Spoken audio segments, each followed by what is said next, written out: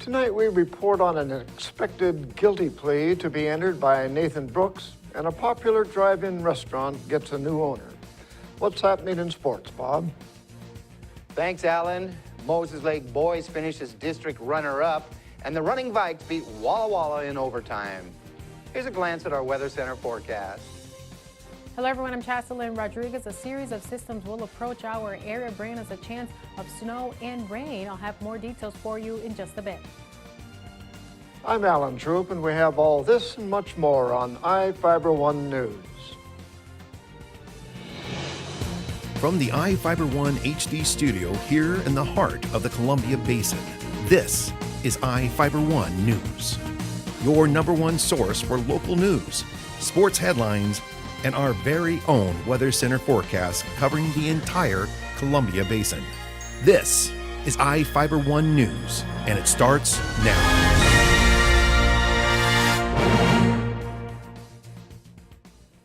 Nathan Brooks is expected to enter a guilty plea to charges related to shooting his parents in March 2013.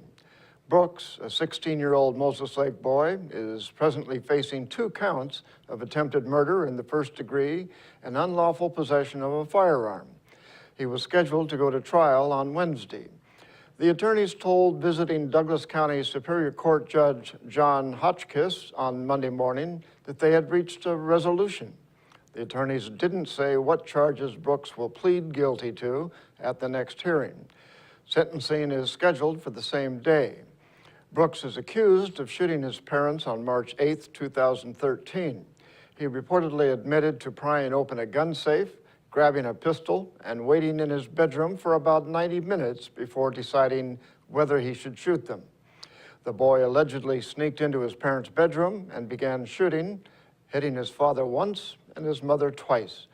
Brooks was reportedly upset after he was grounded and had his electronic devices taken away after receiving a detention for being late to class.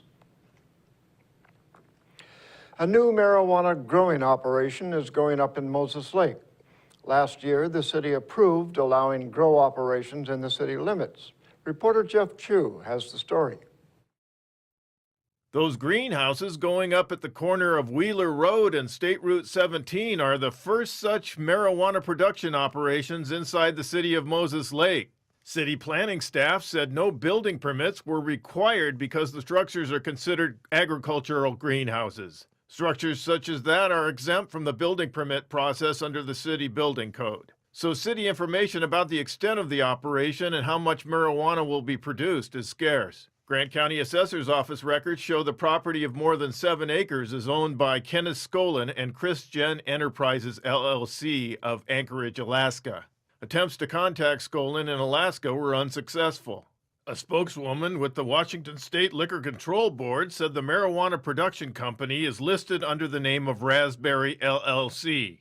She said the proposed Moses Lake marijuana greenhouse growing facility's state permit to operate is pending. The greenhouses are located in the vicinity of another marijuana production operation, which will be inside an existing building in the 1400 block of Wheeler Road. The Moses Lake City Council in September approved allowing marijuana growing operations within the city limits. I'm Jeff Chu for iFiber One News. A Desert Air man allegedly tried to rape a woman and stalked her for about 9 months following the attack. Prosecutors charged Arnolfo Sanchez, a 44-year-old man, in Grant County Superior Court with attempted rape, burglary, stalking, and criminal trespass. Sanchez allegedly snuck into the victim's bedroom through a window on June 2nd while she was sleeping, locked her door, and tried to rape her. The victim woke up during the attack and was able to force Sanchez off of her. The victim reported seeing a man looking in her windows about a month after the attack. She believed the man was the same one that attacked her. Investigators believe it was Sanchez. He allegedly returned to the home on February 13th and February 15th and shined a flashlight through the window.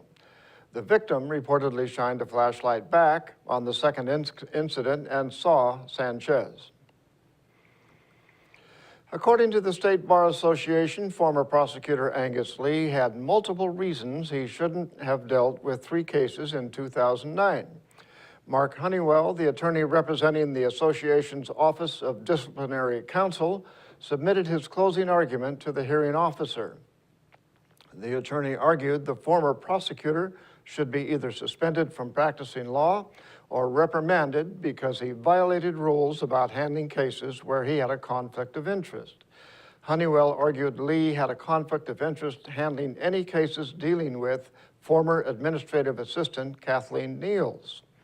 For more information about what the closing statement contains, visit us online at www.i501.com/news.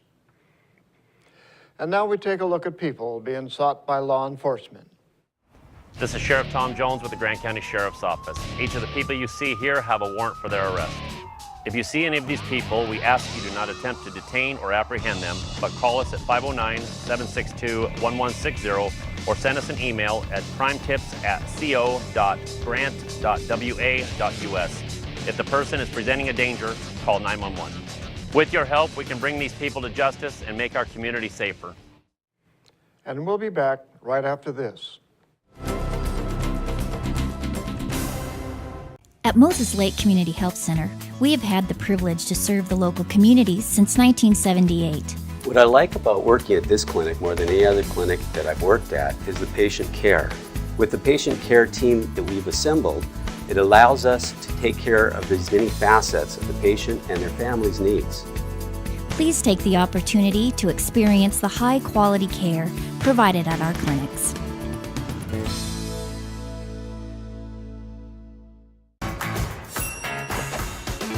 When you find out about the DQ $5 lunch, all this food for only $5, you gotta tell people about it. So I situated nice. Frosty drink next to this juicy grilled burger and fries. Get my sundae, boom. I just dropped a $5 lunchogram on all my friends. Get ready for a little $5 indie. Michael, we like your style. The $5 lunch. Entree, fries, drink, plus a sundae. Only at your DQ. This is fan food, not fast food. Hello everyone, I'm Chaselyn Rodriguez from your One News Weather Center, brought to you by your Bud Clary Toyota dealer. Toyota, let's go places. Mild and dry weather will persist around our area tonight into Wednesday, with above average temperatures within the next few days. Gusty winds may be possible overnight. Next chance for snow, even rain may be possible Wednesday overnight into Friday. Snow is likely towards the higher elevations, resulting in potential slick morning commutes, especially towards eastern parts of our Columbia Basin and into the Idaho Panhandle. Let's take a look at the almanac within the past 24 hours. Maximum temperatures in the lower 50s, above the normal for this time of year, pretty close to that record high of 58 degrees. And we started off the morning with with actually normal temperatures around the normal for this time of year. Average temperatures in the mid-20s, and that sun setting at 5:35 p.m. And for Moses Lake, maximum temperatures around the normal for this time of year in the upper 40s and the low in the mid-20s. Slightly below the normal for this time of year. And right now outside your door, our current temperatures in the upper 40s with mostly clear skies, not much cloud cover around our area, with those winds coming through from the north-northwest pretty calmly up to 6 miles per hour. Now, clouds will increase, so this cloud cover will increase by Wednesday afternoon into the evening hours around our area, and then coming into Wednesday overnight into Thursday, this system will approach our state, bringing us that chance of showers, especially towards the coastal area, and mountain snow entering the Idaho Panhandle and bringing that chance of a wintry mix overnight, and showers are likely through the lower elevations. In the meantime, maximum temperatures towards the coastal area from the upper 40s to the lower 50s, Seattle in the lower 50s with showers likely, and towards the Yakima Valley in the upper 50s with mostly clear skies. Towards the inland northwest, temperatures in the upper 50s. And taking a closer look at our Columbia Basin, maximum temperatures from the lower 50s to mid 50s. Bridgeport 55 degrees, the maximum temperature with mostly clear skies. Towards Ephrata in the lower 50s, mostly cloudy, and Moses Lake in the lower 50s. Rural City as well in the lower 50s. Maximum temperatures above the normal for this time of year. Mild temperatures will remain in control within the next few days. Now remember, Wednesday overnight into Thursday, possible rain and snow showers around our area, especially towards eastern parts of our Columbia Basin and into the Idaho Panhandle. This weekend on Saturday, temperatures around the normal with abundant sunshine, some cloud cover coming into Sunday. We'll be right back with sports. What better way to start the new year than in a new Toyota? We're making it easier than ever with 3 ways to save. Your choice of financing as low as 0%, up to $2,500 in customer cash back, or low payment leases on your favorite Toyota model, like RAV4, now just $199 per month. Just pick your favorite Toyota, the best savings options for you, and drive away. It's that easy, so start your year right. For full details, see any of your Inland Empire Toyota dealers today. Toyota, let's go places.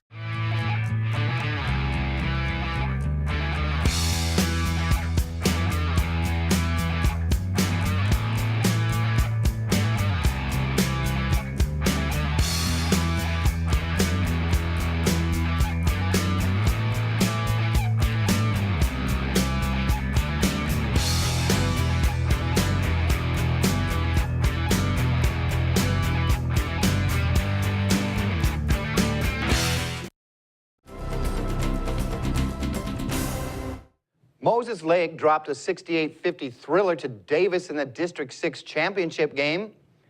It was a back-and-forth contest that saw 6 ties and 9 lead changes. The Chiefs trailed 31-27 at the break, but went on a 22-11 run to go up 48-35 heading into the 4th. The Pirates came back to tie it 58-all on 2 Nikhil Lazat free throws with 24 seconds to go. His spinning layup kissed off the glass with 3 seconds left to put the Pirates up by 2. A desperation heave by Cesar Sandoval bounced away, and Davis escaped with the win. Tyson Carstetter led Moses Lake with 17 points. Derek Martinez added 14, and Sandoval finished with 11. Lazat led all scorers with 31. The Chiefs hit the road Friday to Spokane to take on Central Valley in a loser-out game at Mount Spokane High School. A win, and the Chiefs move on to the Elite 8 at the Hardwood Classic in Tacoma next weekend. The Running Vikes pulled out an 84-80 overtime win against Walla Walla to move to 10-2 and clinch a playoff spot. It was the 5th win in a row for Big Bend, who is one of the hottest teams in the NWAC. Highline has 6 straight wins. The teams were knotted 78-all at the end of regulation. The Running Vikes hung 6 on the board to the Warriors 2 in the extra period to win it. Donovan Wright led all scorers with 29 points. Sean Spencer had a double-double, 12 points and 12 rebounds. Alonzo Ramos finished with 15. Big Bend has 2 games left in regular season play. The Running Vikes host Wenatchee Wednesday and close out on the road at Spokane Saturday. Postseason play gets underway March the 7th. The Lady Vikings dropped an 80-62 contest to Walla Walla to fall to 3-9 on the season. Well, it was a jam-packed weekend, as one might expect, at the 27th Annual MAC Classic Championships. Much too busy to show you how it all came down in just one sports segment, so we'll continue our coverage throughout the week with the event. Here's Sean Wells with an in-depth look at the 4A team champion, Moses Lake Chiefs. With 9 wrestlers competing in the MAC Classic, Moses Lake had its eye on a first-place trophy. Behind Trey Long's championship by 113 pounds and Hudson Mouse's first-place finish at 160 pounds, Moses Lake edged out Lake Stevens 117 to 113, taking first place in the 4A division. Moses Lake head coach Jaime Garza likes what he saw from his team.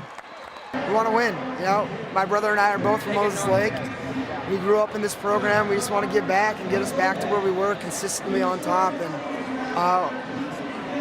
those are the bricks that we're laying down to be there. With Trey Long's win at 113 pounds, he became a back-to-back state champion. Coach Garza couldn't be more pleased with Trey's performance. Trey went out there and took care of business right away and adjusted throughout the match. He definitely set the tone of that match. And that shot opened up. Next thing you know, he has a kid on his back and finished him up. So it was a great way to end his career. 2-time state champion, 3-time state finalist. Very proud of him. Cooper McCullough finished second for Moses Lake at 120 pounds. It was a tough loss for Cooper, but he'll use that for motivation next season. Just gonna go back to the room, keep pushing, hope for next year. For Fiber One News, Sean Wills. We'll be right back after this commercial break.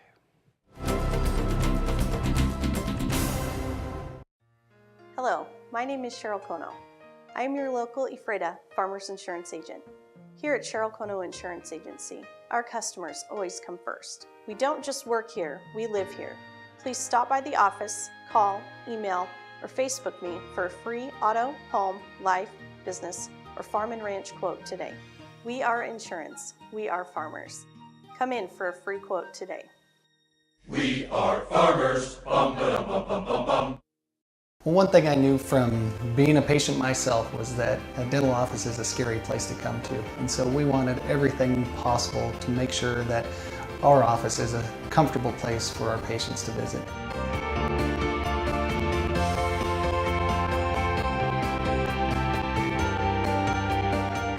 The patients that I have, my clients, have made me a part of this community, and we want to give back in every way possible.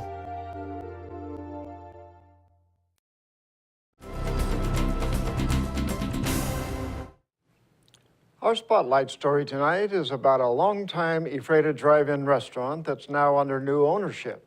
Reporter Jeff Chu met with the new owner, who says, don't expect many changes to the nearly half-century-old business.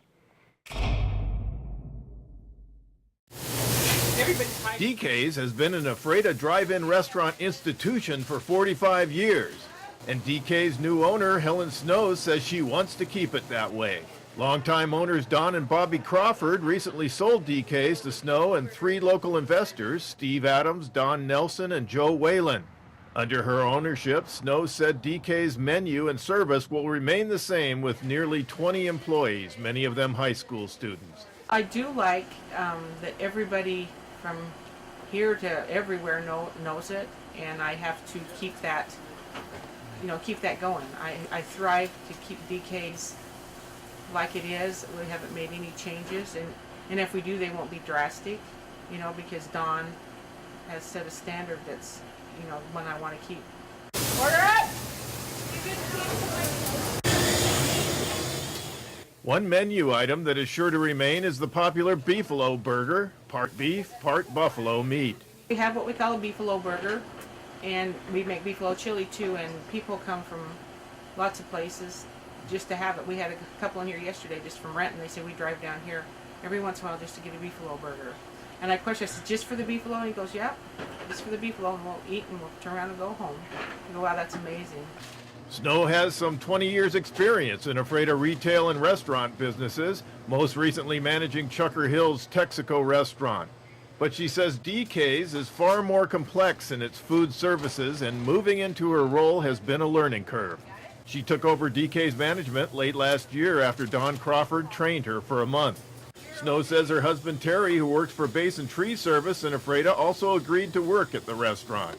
The Snows have lived in Ephrata almost 30 years. I'm still learning everything. I haven't thought about any big plans at this time. Yes, definitely anything that can make us better. Hopefully in the future we can do that. The volume is crazy here, and so there's a lot to learn. Lunch at DK's is fast moving, with customers rolling in through the drive-thru and stepping into the restaurant that seats about 60. The drive-thru is like 30 to 40% of our business. There's a lot of people. It seems like it's always backed up. While she has only received one suggestion for a beefalo chili burger, Snow said her customers have delivered one message loud and clear. Oh, most every customer is, you're not going to change anything, are you? You make the best fish and chips. You have the best burgers, and it's not changing a thing. It's working, and it's the way we want to keep it. I'm Jeff Chu for iFiber1 News. We'll be right back after this. Have you been to iFiber1.com? The most up-to-date news in the Columbia Basin is just one click away. With news, sports, and weather, you can stay in the know with what's going on in your community. Read your news on the go by visiting iFiber1.com on your tablet or even your phone. Follow us on Facebook for quick updates and discuss the news with others in our area. Your #1 news source in the Columbia Basin is iFiber1.com. Check it out today. What's white and yellow and red all over? If you said the local book telephone directory, the one with the purple sunset on the cover, then you're right. In print and online at statewideyp.com, it features up-to-date local maps, community information, and a calendar of events. With a restaurant dining guide with full local menus and a reverse directory, you're sure to find the number you're looking for. It's the best way to get the information you need. Pick up a copy of the local book today or visit statewideyp.com.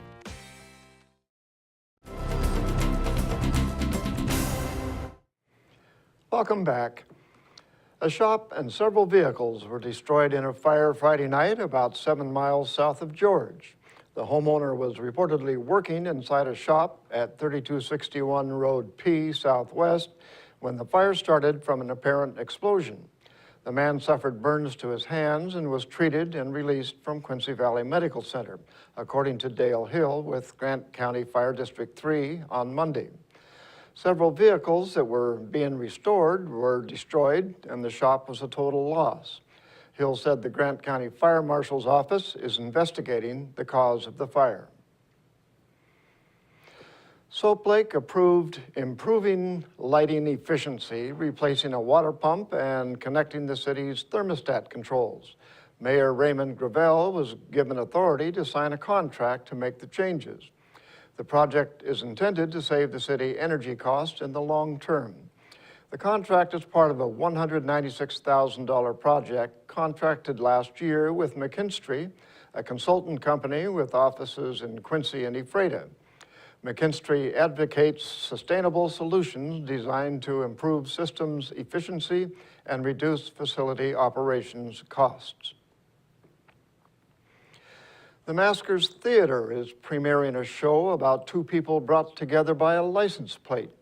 Panache tells the story of Harry, a down-and-out artist who spends his time playing cards and drinking beer, and Kathleen, an upper-class woman who turns up at his apartment on a mission. She wants a personalized license plate tagged Panache, only to discover Harry has it, and he's not going to give it up.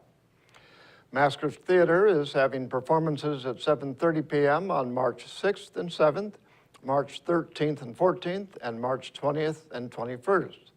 Sunday matinees will be held at 2 p.m. on March 8th, 15th, and 22nd at the theater, located at 322 Main Avenue East in Soap Lake. Opening night tickets are $9 and $13 and $15 for all other nights. Reservations are recommended. Tickets and more information are available on the Maskers Theater's website, www.maskers.com. In Northwest news, a 4-year-old boy with leukemia is getting a big wish and a very special day. Reporter Ed Pierce has his story. At 4 years old, Mason Northam has already faced battles most of us can only imagine. Diagnosed at 2 with leukemia, he's been undergoing treatment ever since. I've got a surprise for you. Come with me. But he's still a normal little boy with dreams and heroes, and today he met one. Jump in there, bud. Woody from the Toy Story movies scooped him up and put him in the front of a parade. 1, 2, 3, 4. There was a marching band, the Wolfpack cheerleaders, and a crowd of people he'd never met. A lot for a little boy to take in. We told him that he was going to find out what his wish was going to be, and I think he's just excited. Yeah, he's super nervous, super excited. He did really good today, though. Any shyness soon gave way, and he was giving high fives, posing for pictures. The biggest surprise, his wish to go to Disney World. Well, all these people came out today to celebrate with just you, to tell you on the count of 3, Mason's going up Disneyland! The trip funded by local auto dealer Tom Dolan, who's long been involved with the Cancer Society. That's what you got to wear at Disneyland. Overwhelming, we might imagine, for a brave little boy in the midst of a struggle, but an emotional moment for everyone there. It's just hard when you see a little kid like that and everybody else so healthy, and he's just fighting. To be honest, when he got diagnosed, you never know if you're even going to get to do a Make-A-Wish trip, and it's been one of the most humbling experiences for me just to see the people that are willing to come and show support for a child they've never met. Ed Pierce, KOLO 8 News Now. And that's going to do it for us here at I-501 News. We want to thank you for watching, and we'll see you again tomorrow.